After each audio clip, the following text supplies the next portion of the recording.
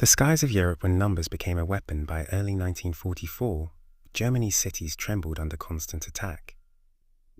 Every day, thousands of Allied bombers filled the sky. The Germans called them flying fortresses, and for good reason. Each B-17 bomber carried tons of explosives, and they came in massive waves, so many that the sky itself seemed to move. When one squadron was shot down, another appeared. When a formation was scattered the next day, more came back. No rest, no mercy, no mercy, no pause. Factories that had once built the mighty panzer tanks now lay in ruins. Oil fields burned. Railways were cut apart. Germany's cities, Hamburg, Cologne, Berlin, all burned beneath the weight of bombs that never stopped falling. Inside bunkers, German officers watched in disbelief. Their anti-aircraft guns fired endlessly, but for every bomber they destroyed, America sent 10 more. It was here, in the fire and thunder of the skies, that many Germans first realized they could not win. Their enemy wasn't just the soldiers invading from the west. Their true enemy was a nation that could build faster than they could destroy. The invasion of Normandy, the proof of power on June 6, 1944. D-Day, the world changed forever. Before dawn, the English Channel thundered with the sound of 7,000 Allied ships. The beaches of Normandy were lit by explosions and tracer fire. Behind that invasion stood a mountain of production.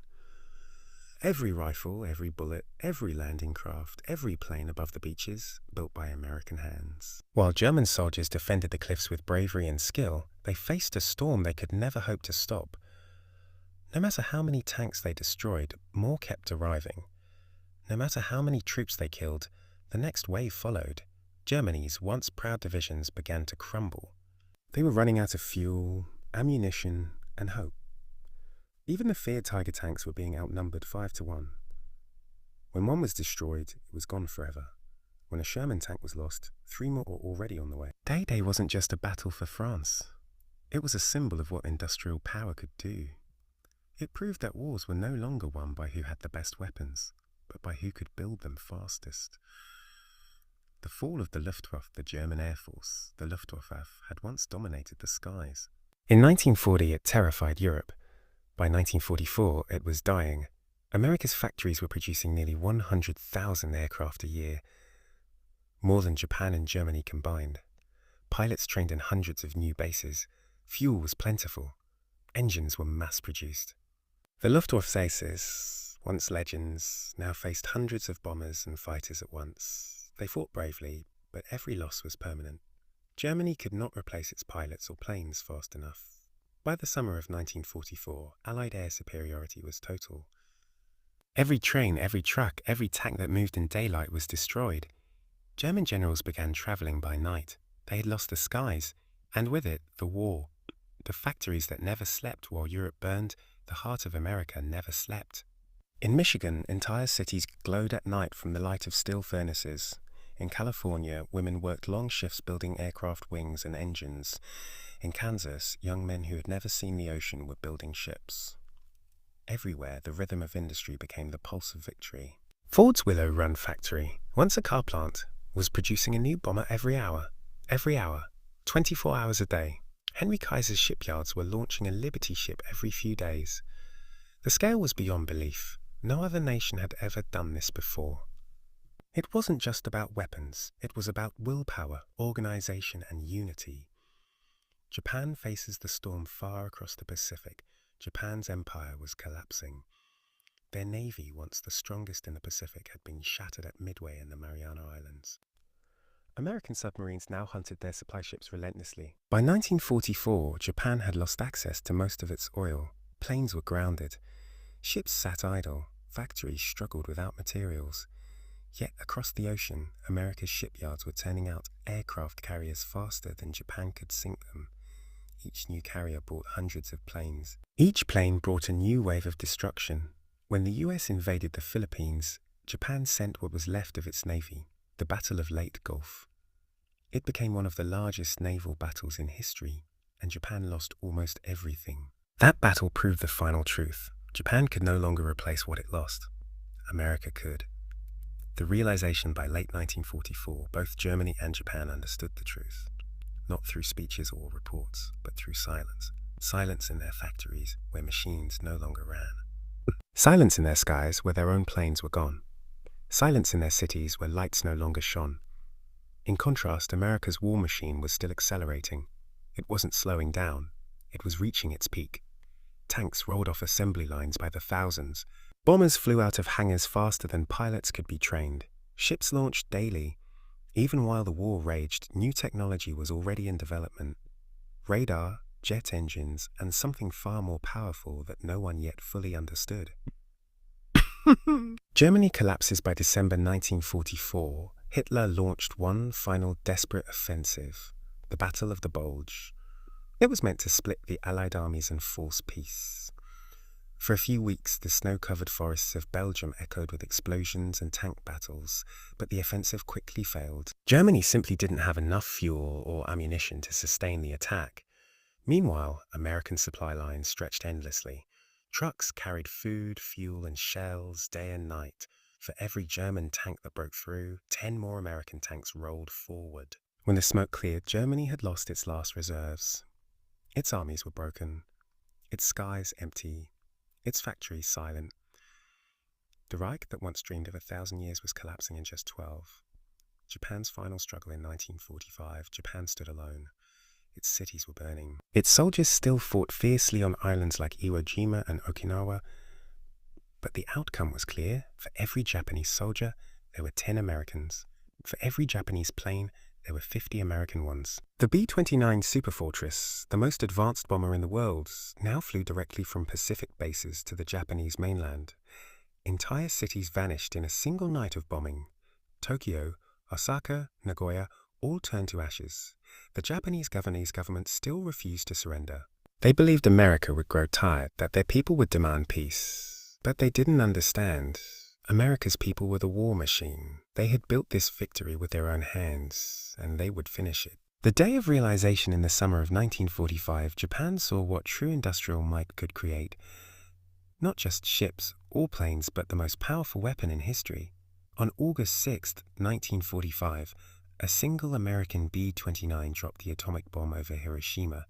In seconds, an entire city vanished. 3 days later, Nagasaki followed. The war that had consumed the world ended not in a final battle, but in a flash of light. It was the moment when every Axis leader, living or dead, understood the full meaning of America's power. It wasn't just the bomb that ended the war. It was everything that came before it. The endless factories, the workers, the engineers, the farmers, the millions of ordinary people who became part of something unstoppable. Epilogue: The unstoppable force. Germany and Japan began the war believing that technology, training, and discipline would decide victory. But in the end, it was the power of production, the unity of effort, and the will of a nation that triumphed. America had shown the world something new, that in a modern war, factories could be stronger than fortresses. That steel, oil, and organization could defeat even the most determined armies. And that the true measure of power was not what you could destroy, but what you could build. After the storm, 1945-1950, the world America built, the silence after thunder when the guns finally fell silent in 1945, the world stood still. Cities that once roared with war were now silent graveyards of steel and dust. Berlin, the proud heart of the Reich, was a ruin. Tokyo, once a beacon of empire, was a sea of ashes. But across the oceans, in the cities of America, the factories that had won the war still thundered. The same machines that built tanks now turned to tractors. The same shipyards that launched destroyers now launched cargo ships for trade. America's industrial might, forged in fire, was now being used to rebuild the world it had helped destroy. Europe in ruins across Europe, the devastation was beyond imagination. Factories were piles of twisted metal. Railroads lay broken. Millions were homeless, starving, and lost. Germany, once the center of Europe's engineering power, had no fuel, no materials, and no industry left. The cities of Hamburg, Dresden, and Munich looked like the surface of another planet. And yet, amid the destruction, something extraordinary began to happen. American engineers, soldiers, and civilians poured into the continent. Not as conquerors, but as rebuilders. Trucks bearing the white star of the US Army rolled into ruined towns, carrying food, medicine, and machines. For the first time in history, the victors were not there to take, but to give. The Marshall Plan building peace from steel in 1947, Secretary of State George Marshall announced a plan that would change the course of history. The United States would send billions of dollars in aid to rebuild Europe, not just to repair, but to resurrect. Under the Marshall Plan, American factories sent ships full of tractors, turbines, tools, and steel. Railway engines rumbled across the Atlantic. Entire assembly lines were packed into crates and shipped to France, Italy, and West Germany. The illusion of invincibility, 1942-1943, in the beginning of World War II, Germany and Japan believed they could dominate the world. Germany's armies had conquered Europe faster than anyone thought possible.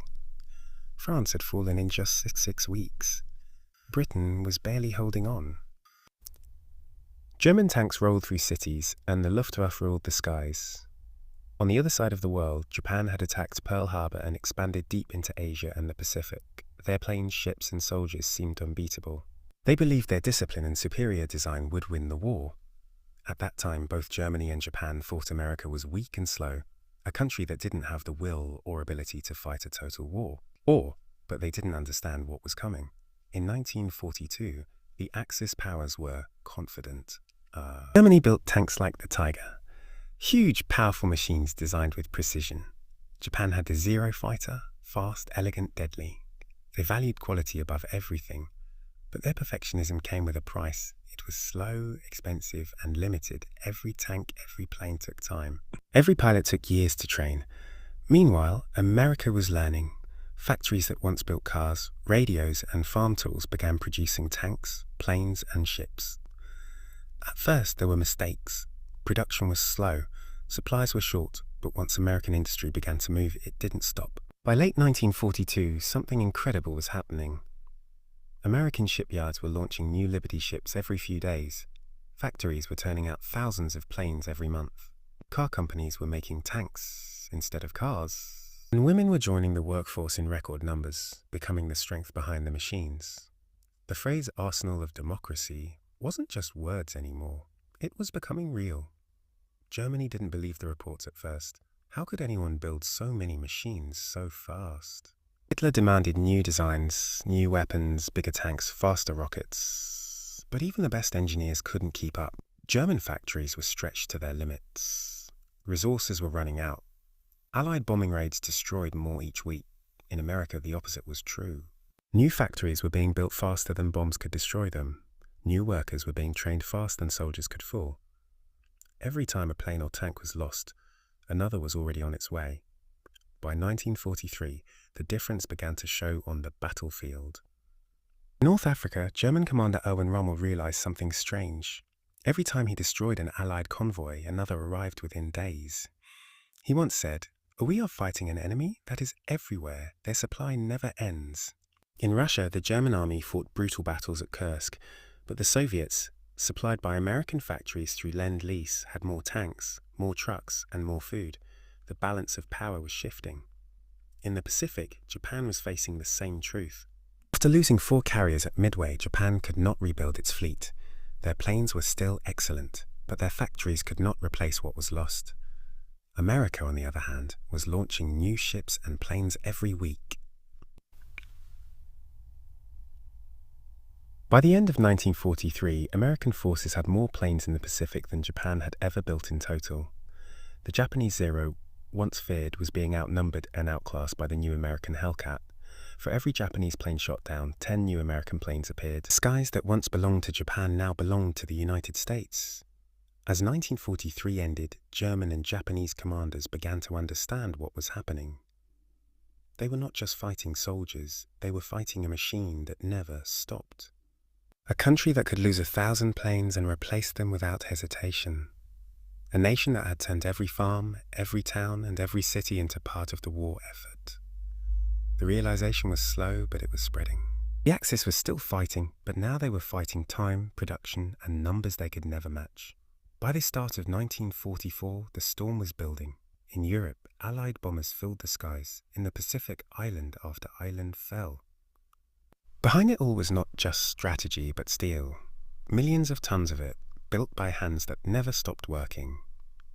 The day was coming when both Germany and Japan would see the full power of what America had built. a power that could not be stopped, outmatched, or outlasted. Power that would change the course of history forever. The tide turns 1944, the beginning of the end. The year was 1944. The world stood at a breaking point. For 5 long years, the Axis powers had dominated continents and oceans. But now, the unstoppable machine that America had built was ready to strike. Factories in Detroit, Chicago, and California were producing more tanks, planes, and weapons than all Axis nations combined. American industry had become the greatest war machine in human history. And the world was about to witness what that meant. It wasn't charity, it was strategy and vision. America understood that a stable, prosperous Europe was the foundation for lasting peace. And so, the same machine that had defeated the Axis now built the modern West. Within 5 years, Europe's economy began to rise again. Cities glowed once more with light and energy, trade returned, jobs returned, and in the ruins of defeat, democracy took root. Japan from empire to industry across the Pacific. Japan faced a different kind of future. Its cities were burned, its army was gone. Its emperor had spoken words no Japanese ruler had ever uttered before. Surrender. For the first time in history, Japan was occupied by a foreign power. But the occupation that followed was unlike anything the world had seen. General Douglas MacArthur, the supreme commander of Allied forces, arrived in Tokyo not as a destroyer, but as an architect of rebirth. His mission was simple: transform Japan from a war empire into a peaceful modern nation. Under American guidance, Japan began to rebuild its industries, this time not for tanks and planes, but for cars, radios, and electronics. American engineers helped design factories, American ships brought raw materials, American capital fueled the rebirth, and Japan learned quickly. The same discipline that once drove its war machine now powered its factories. By the 1950s, Japan had become one of the fastest growing economies in the world. The empire that once tried to conquer Asia was now conquering the world through industry and innovation. The blueprint of victory, the world had never seen such a transformation. Within 5 years of the war's end, the United States had rebuilt its enemies and turned them into allies. Germany and Japan, once symbols of aggression, now became symbols of recovery. Their factories roared back to life with American technology and investment. Their workers learned new methods, mass production, automation, quality control. And as they rebuilt, they also remembered. They remembered what they had seen in 1944 and 1945, the unstoppable power of American industry. They realized that war had changed forever. The next great battles wouldn't be fought with tanks or planes. They would be fought with machines, trade, and innovation. The American century begins by 1949. America stood alone at the top of the world's economy. It produced half of the world's goods. Its dollar was the foundation of global trade. Its companies, General Motors, Boeing, Ford, GE, became symbols of progress everywhere. While other nations rebuilt, America was already creating the future. Jet engines, atomic power, computers, and rockets. The same spirit that had built tanks by the thousands was now building the modern world. The war had proven something deeper than victory. It had proven what a free and united industrial nation could achieve when pushed to its limits. The shadow of the Cold War, but victory came with a new challenge. In the East, a new superpower had risen. The Soviet Union. It too had fought hard, sacrificed millions, and emerged powerful. Now, the world was divided between two visions: freedom and control, democracy and dictatorship. The factories that once built Sherman tanks were now building jet fighters and nuclear bombers. The world had entered the atomic age, and once again, America's industrial might became its shield. From 1945 to 1950, the US built entire fleets of new aircraft, nuclear submarines, and radar systems. The Cold War had begun. Not with guns, but with gears, wires, and engines. The new battlefield was production, and once again, America was winning. Lessons learned: the power of adaptation. Germany and Japan learned the same lesson in defeat. Power isn't just about weapons, it's about adaptability. Germany rebuilt its industries with American help, but it never forgot efficiency. By the 1950s, Volkswagen, Mercedes-Benz, and Siemens were producing world-class machines again. Japan took the American model and refined it, faster, leaner, and smarter.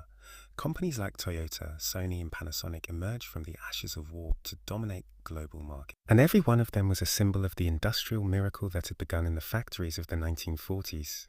Germany and Japan, now rebuilt and thriving, followed America's blueprint. They embraced mass production, precision engineering, and global trade. By the 1970s, their companies stood alongside America's as industrial giants, allies born from former enemies. The Industrial Alliance, it was one of history's most unlikely transformations. In just one generation, the three nations that had once fought to destroy one another now worked side by side to build the future.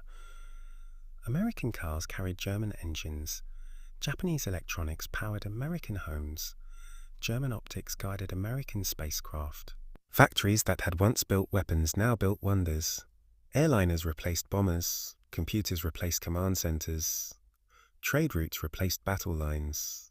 The same power that once divided the world now united it. The space race industry takes to the stars as the Cold War reached its peak. A new frontier appeared. The heavens. In 1961, John F. Kennedy stood before the world and declared, "We choose to go to the moon, not because it is easy, but because it is hard, And once again, America's industrial might answered the call. The Apollo program became the ultimate test of engineering. Factories across the nation worked day and night, forging rockets taller than skyscrapers and engines that burned hotter than the sun. Over 400,000 Americans, engineers, scientists, welders, machinists, worked together to make the impossible possible. In July 1969, a Saturn V rocket lifted off from Florida.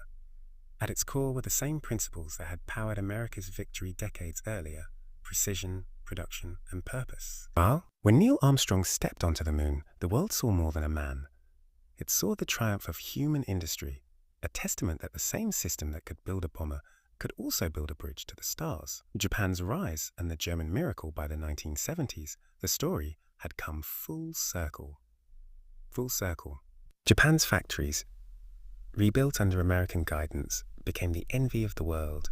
Toyota, Sony, Mitsubishi, names that would dominate global markets. Germany, too, experienced what the world called economic miracle. Its cities rose from rubble to powerhouses of innovation. Mercedes-Benz, BMW, Siemens, Bosch, symbols of precision, resilience, and rebirth.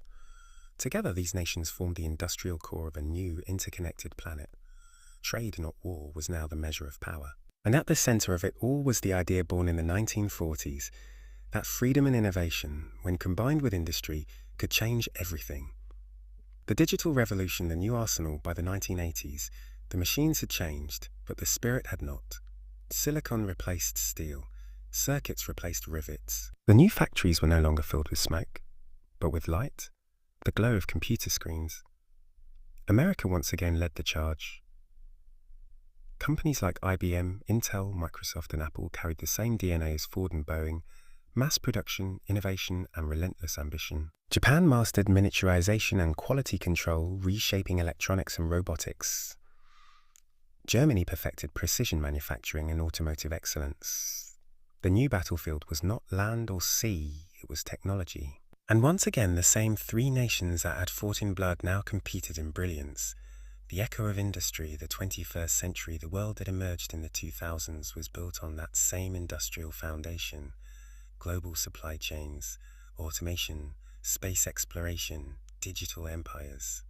Every innovation, from smartphones to satellites, could trace its lineage back to the factories of the 1940s and 50s, where the true power of production was first understood. Germany and Japan, once defeated, became pillars of peace and productivity. America, their former adversary, remained the engine of the modern world. Together, they had proven that machines could build not just weapons, but a future.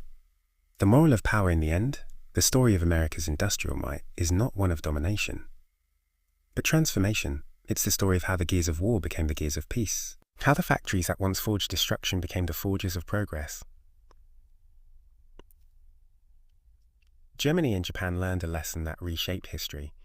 You cannot defeat a nation that can outthink, outbuild, and outlast its enemies. And you cannot contain an idea that freedom and industry together can move mountains. Final scene: the engine never sleeps, the camera pans across the modern world. A cargo ship leaving port, a satellite orbiting Earth, a factory glowing under neon lights. The narrator speaks softly. The world we live in was born not from politics but from production. From the sweat of workers, the sparks of welders, and the roar of engines. When Germany and Japan realized America's industrial might was unstoppable, they didn't just witness defeat, they witnessed the future. The screen fades to black.